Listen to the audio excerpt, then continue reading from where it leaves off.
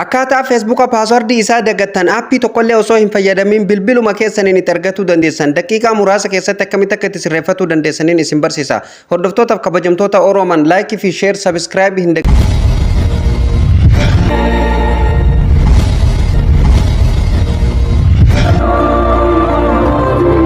Egaan hordoftoota fi kabajamtoota walitti deebinee jirra. Akkuma reefu mata duree irraa isiniif tokkoof yaaletti Feesbuuka paaswordii isaa dagannee akkamitti argachuu dandeenya, karaa salphaa ta'een Feesbuukuma keenya keessan akkamitti argachuu dandeenya kan jedhuun isin barsiisa isiniin jedhee ture. Heeyyee ammallee isuman isin barsiisa. Barnoota akkaan nama hundaa barbaachisu waan namni hundinuu itti rakkataa jiru gaaffii namoota baay'ee waan ta'eef anleen bifa viidiyootiin isiniif qabadhee dhufeetiin jira. Hordoftoota kiyya laayikii hin dagatinaan isiniin jedha. Amma kallattii maanii Feesbuuka keessa seenaa isin argisiisa. Aappii Feesbuuka kana keessa ni seentan yeroo tokkoof. Feesbuuka keessan kana keessa eega seentanii tuqaa sadeen kanarratti yeroo tokkoof kilik gootu. Sana booda haala kanaan fuula kana qabatee isinii dhufa. Ol harkistu akkanatti ol harkistanii jala kanatti gadi buutan hordoftoota kiyya. Setting and privacy ka jedhu kanarratti yeroo tokkoof kilik gootu. Sana booda ammallee gubbaa kanarratti ol deebitanii setting bakka jedhu irratti kilik gootu.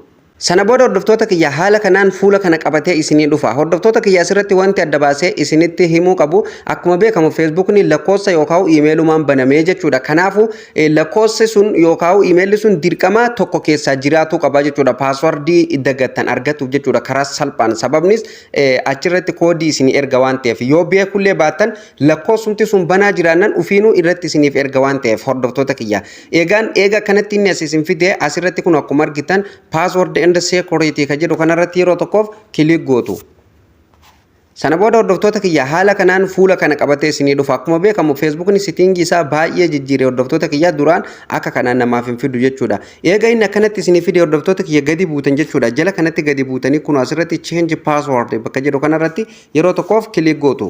Hordoftoota kiyya amma maal gootan seetan gubbaa kanarratti correct password ka jedhu irratti passwordii duraaniiti jechuudha. Hin beektan isin amma passwordii kana akkamitti argachuu dandeenyaadha. Karaa lamaan argachuu dandeenya. Karaan tokkoffaan asiin argattan, karaa lammaffaallee isin argisiisa hordoftoota kiyya. Maal gootan seetan passwordii kana yoo hin beekne jijjiirrallee itti dhiiftanii jala kanatti gadi buutanii forget password ka jedhu kana irratti cuqaastan yeroo tokkoof kilik gootu.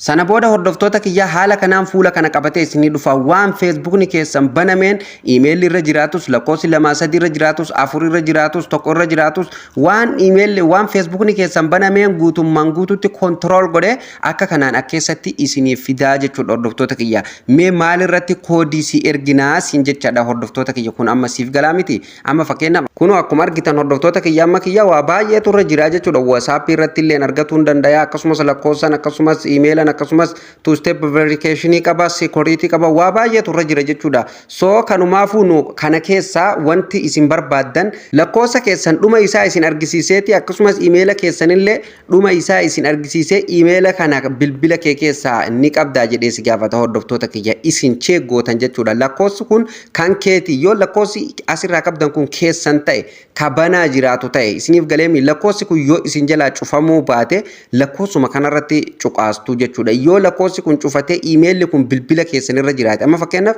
kiyya kunoo iimeela kanaan jira jechuudha. Iimeelli inni jiruun kun ni jira jechuudha bilbila kiyya keessa. Yoon ka iimeela kanarratti geengoo kanarratti samaawii kana dibee iimeela sanarratti koodiin naa ergama. Yoommoo akkasumas karaa WhatsApp illeetiin koodiin akka naa ergamu barbaade kunooti lakkoofsa WhatsApp kiyyaati jechuudha. Kun isiniif galaami hordoftoota kiyya ifaa miti.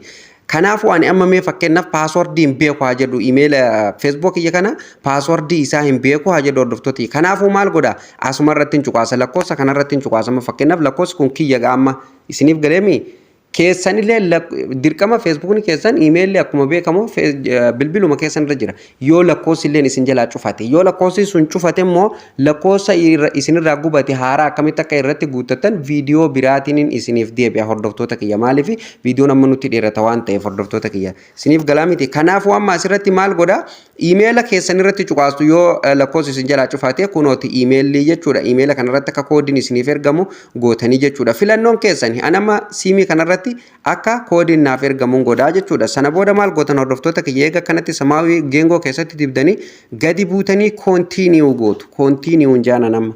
Sana booda hordoftoota kiyya haala kanaan fuula kana qabatee dhufa amma lakkoofsa kanarratti kunoo koodii siif erginee jirra naan jedha hordoftoota kiyya kunoo akkuma argitan we sent your code to naan jedha jechuudha gara lakkoofsa kanatti koodii ergine kunoo amma koodiin naa dhufee jira akkuma argitan amma yoo feetan koodii san kooppii gootanii fidanii asirratti peestii gootanii yoo barbaachisaa ta'e immoo mana miseejii keessa hidhatanii lakkoofsa dijiitii 8tu isiniif ergama achirraa fudhatanii lakkoofsa san bakka kanatti guutanii jechuudha hordoftoota kiyya ani amma dhaqeetiin lakkoofsa san fudhadhee deebi'a.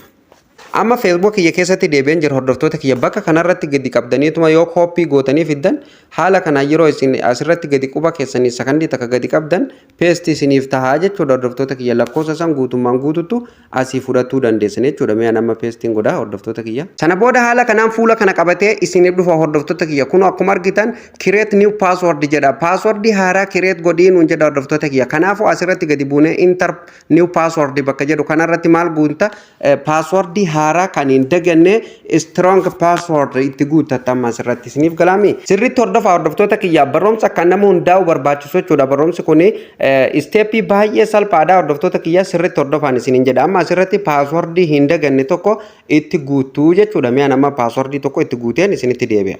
Hordoftoota kiyyaan amma kunoo paaswordii kiyyallee itti guuteen jira jechuudha. Kanaafuu amma lakkoofsi isin asirratti guutanillee paaswordiin keessan dijiitii 8 ol tahuu qaba jechuudha. Sanii gadi isinirraa hin fudhatu. Egaa kanatti itti guutanii hordoftoota kiyya jala kanatti gadi buutanii neekistii ni jirti neekistii gootu. Sana booda hordoftoota kiyya kallattimaan paaswordiin keenya seef ta'ee fudhataa jechuudha. Amma Facebook keenya guutummaan guututu kun amma harkatti galfannee jira jechuudha. Facebook keenya ufumaan keessatti nu deebisee jechuudha hordoftoota kiyya. Haala kanaan paaswordii keessan jijjiirratanii Facebook keessan guutummaan guututu kolonii keessan jalatti galchuun ni dandeessu jechuudha hordoftoota kiyya. Isteeppiin lammaffaan hordoftoota kiyya Facebook keessan paaswordi duraan ittiin banattanu yoo yeroo Facebook keessan bantan seef ta'ee jiraate akkuma beekamu Google seef godhee qabaa jechuudha paaswordii keessan. Karaa sanillee akkamitti akka argachuu dandeessan mee isin argisiisa akka isaanii baatanii jechuudha. Paaswordi duraanii amma fakkeenyaaf kama duraan amma haaraa itti jijjiirreemi kanuma duraanii san argatu fakkeenyaaf hordoftoota kiyya maal gootu Google Chrome kana namni hundinuu ni qaba as keessa seentu yeroo tokkoof irratti kilik goono. Google Chrome keessan haala kanaan fuula kana qabatee isinii dhufa hordoftoota kiyya. Chrome keessa egaa akka kanaan seetanii tuqaa sadeen kanarratti hidhattanii kilik goota yeroo tokkoof. Sana booda haala kanaan isinii dhufa. Sana booda hordoftoota kiyya jala kanatti gadi buutanii setting bakka jedhu kanarratti yeroo tokkoof kilik gootu. Sana booda hordoftoota kiyya haala kanaan fuula kana qabatee isinii dhufa. Asirratti gadi buutanii password manager ka jedhu kanarratti yeroo tokkoof kilik gootu. Sana booda hordoftoota kiyya bifa hin eegamneen haala kanaan paaswordiin email keessan irratti seef ta'e hundumtu haala kanaan dhufaa jechuudha. Websaayitoota garaagaraa waan isin fayyadamtan hunduma isaa haala kanaan qabatee isin dhufa. Isin amma fakkeenyaaf kan Facebookaa yoo barbaadan irrumatti gadi cuqaasa yeroo tokkoof Facebook kanarratti gadi cuqaasa. Sana boodan haala kanaan akkuma argitan paatarnii bilbila keessanii yookaan waan isin ittiin qollofattan isin gaafata. Yoo piiniin qollofattan illee akkasumas ashaaraa harka keessaniitiin yoo qollofattan illee haala kanaan isin gaafata. Amma ashaaraan qollofee sana booda haala kanaan yeroo irra kaa'ee naaf banaa jechuudha. Amma kunoo lakkoofsi aan Facebook kiyyatti banadhee fi akkasumas paaswordiin kiyyalleen haala kanaan naaf baa jechuudha. Paaswordiin kun amma incitii taatee jirti akkamitti ol baafanna jettanii kan rakkatanillee ittiin rakkatina. Mallattoon ijaa fuula isaa dura jirti. Yeroo isin asirratti cuqaastan kallattimaan paaswordiin tun isinitti argamaa jechuudha. Nama gaa isin jalaan dhosse waan ta'eef hordoftoota kiyya. Kanaafuu paaswordii kana asii fudhannee bakka biralleetti barreeffannee yookaan seef godhannillee yoo hordoftoota kiyya fuula dura isa kooppiitu jira. Kooppii kanarratti cuqaasuun kooppii gootanii bakka barbaadan irratti peesti gootanii dhattanii seef godhatuu ni dandeessu. Qalamallee barreeffatuu ni dandeessanii yeroo isin ija kana tuttan ol ba'ee lakkoofsi isinitti mul'ata. Asirraa qabatuu ni dandeessanii isiniin jedha yoo irraa balleessuu barbaadanillee kunoo jala kanaan hordoftoota kiyya dileetii ni jirti dileet irraa godhuu ni dandeessanii jechuudha hordoftoota kiyya. Iimeela isin Facebook keessaniin banattanillee yookaan lakkoofsa isin banattanillee haala kanaan isiniif fida. Kana jechuun gaa kani seef tahee jechuudha. Paaswordii Google irratti seef tahee jechuudha hordoftoota kiyya yeroo banattan keessafuu namoonni baay'een yeroo Facebook banu seef ta'u ufumaan jechuudha paaswordiin isaa namoota akkasiisaniif haala kanaan paaswordii keessan kan duraanillee argatu ni dandeessaniin isiniin jedha hordoftoota kiyya.